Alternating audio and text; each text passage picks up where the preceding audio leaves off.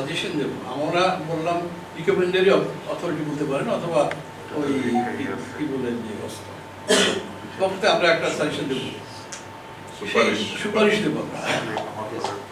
এখন আপনি বিচার করলেন, মামলায় রায় পেলেন, রায়টা কার্যকর করবে কে?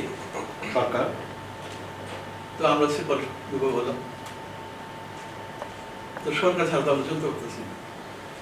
সুতরাং অ্যাবসলিউট সেপারেশন, এটা আপনাদের একটা ভুল ধারণা।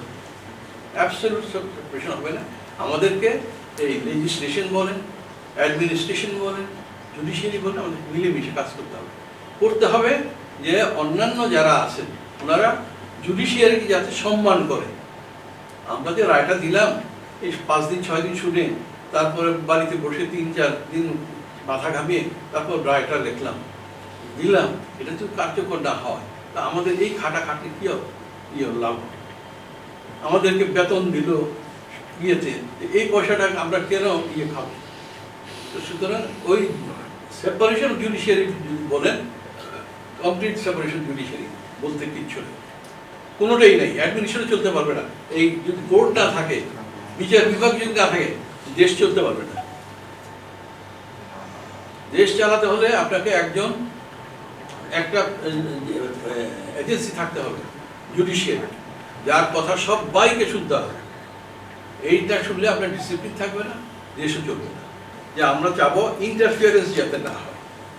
আমরা যা বলবো, আমরা ভুল করলে আপনারা হায়ার অথরিটিতে যান, নিচের কোর্টে ভুল করলো অ্যাপিলেট কোর্টে যান, অ্যাপিলেট কোর্ট ভুল করলো হাইকোর্টে আসেন।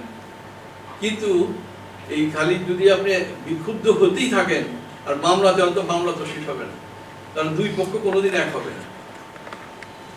তো এইটা চিন্তা ভাবনা নিতে হবে। এবং আপনারা যারা মিডিয়া আছেন, দয়া করে আপনাদের কাগজে কলমে মিডিয়াতে এই পয়েন্টটা অন্তত ইস্যুতে ইয়ে করেন যে বিচার এক জায়গায় শেষ হতে হবে, সবাইকে খুশি করে বিচার করা যাবে না। একটা জায়গা আছে যেটা আগের দিনে ছিল সালিসি, আমরা বর্তমানে আরবিট্রেশন বলি। এখানে দুই পক্ষ খুশি না, তো দুই পক্ষ কম ক্ষতিগ্রস্ত হয়। আর আমিও জিতলাম, তুমিও জিতলে, এই হয়ে আরবিট্রেশন। শত্রুতাটা কন্টিনিউ করে না। এই বলেন আর কি? স্যার, আমি আজিজুল ইসলাম পারবো। আমি